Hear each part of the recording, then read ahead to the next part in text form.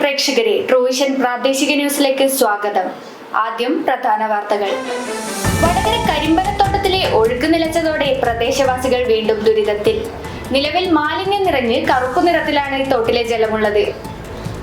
Thanneerpanthal Ilayidam Aroor road നിർമ്മാണ പ്രവർത്തികൾ നടക്കുന്നതിനാൽ മാർച്ച് 1 മുതൽ പ്രവൃത്തി തീരുന്നതുവരെ ഇതുവഴിയുള്ള ഗതാഗതം നിരോധിക്കും. വളയം ശ്രീ പരദേവതാ ക്ഷേത്രത്തിലെ ആറാട്ട് മഹോത്സവം മാർച്ച് 2 തുടക്കമാകും. മാർച്ച് 2 മുതൽ 9 വരെയാണ് മഹോത്സവ നാളുകൾ. വാർത്തകൾ വിശദമായി. വടകര കരിമ്പനത്തോട്ടത്തിലെ ഒഴുക്ക് നിലച്ചതോടെ പ്രദേശവാസികൾ വീണ്ടും ദുരിതത്തിൽ. നിലവിലെ മാലിന്യം നിറഞ്ഞ് കറുപ്പു നിറത്തിലാണ് തോട്ടിലെ മലിനജലം. മാത്രമല്ല, സന്ധ്യ കഴിഞ്ഞാൽ പ്രദേശത്ത് കൊതുക് ശല്യവും രൂക്ഷമാണ്. കളരിയുള്ളതിൽ ക്ഷേത്രത്തിലെ തിറയുത്സവം നാളെ തുടങ്ങാനിരിക്കെ കുറച്ചു ദിവസമെങ്കിലും മലിനജല പ്രശ്നത്തിന് പരിഹാരം വേണമെന്നാണ് പ്രദേശവാസികളുടെ ആവശ്യം. ഇതിനായി കരിമ്പനത്തോട് സംരക്ഷണ സമിതി chairman K Rameshan, convener PM Vijayan, ഭാരവാഹികളായ KK Baiju, PK Shailesh, TT Lenish എന്നിവർ ഇന്നലെ വടകര നഗരസഭാ ചെയർപേഴ്സണെ കണ്ട് പ്രശ്നപരിഹാരത്തിനായി സംസാരിച്ചു.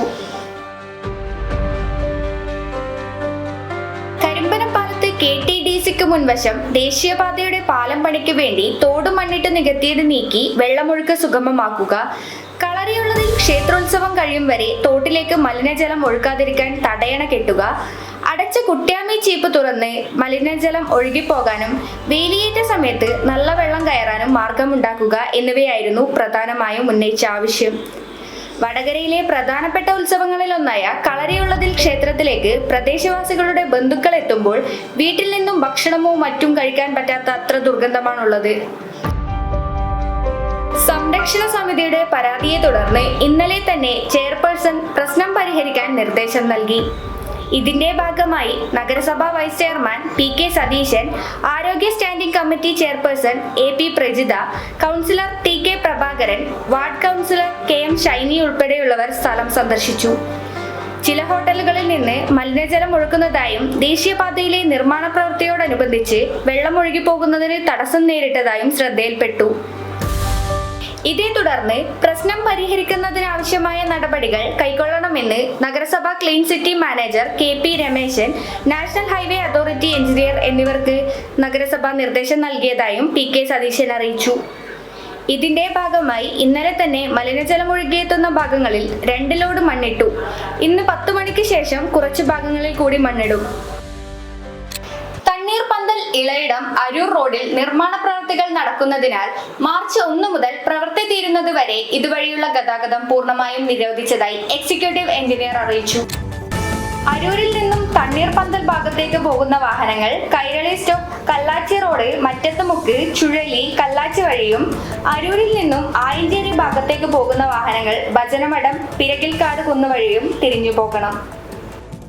വളയം ശ്രീ പരദേവതാ ക്ഷേത്രത്തിലെ ആറാട്ട് മഹോത്സവത്തിന്റെ ഒരുക്കങ്ങൾ വിപുലമായി നടന്നുകൊണ്ടിരിക്കുന്നു. മാർച്ച് 2 അഭിഷേകം, മാളനിവേദ്യം, 7 മണിക്ക് പൊങ്കാല സമർപ്പണം എന്നിവ നടക്കും.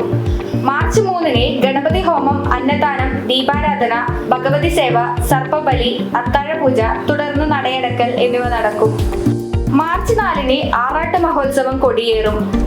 കൊടിയേറ്റം ബ്രഹ്മശ്രീ തെക്കിനിയടത്ത് തരണനല്ലൂർ പത്മനാഭനുണ്ണി നമ്പൂതിരിപ്പാട് നിർവഹിക്കും. മാർച്ച് 5 കേളി, തായമ്പക, അയ്യപ്പന് വിളക്ക്, ശ്രീഭൂതബലി, ഉത്സവം എന്നിവ അരങ്ങേറും. അഡ്വക്കേറ്റ് കേശവൻ കണ്ണൂർ മുഖ്യപ്രഭാഷണം നടത്തും. മാർച്ച് 6 ഭഗവതിക്ക് തോറ്റവും വിളക്കും, അത്താഴപൂജ, തായമ്പക, ദീപാരാധന എന്നിവ നടക്കും. മാർച്ച് 7 ഉച്ചപൂജ, ദീപാരാധന, ശ്രീഭൂതബലി തുടങ്ങിയ പരിപാടികളോടൊപ്പം സതീശൻ തില്ലങ്കേരി പ്രഭാഷണം നടത്തും. മാർച്ച് 8 മലര് നിവേദ്യം, അഭിഷേകം, കലശപൂജ, ഗണപതി ഹോമം, പള്ളിവേട്ട തുടങ്ങിയ പരിപാടികൾ നടക്കും.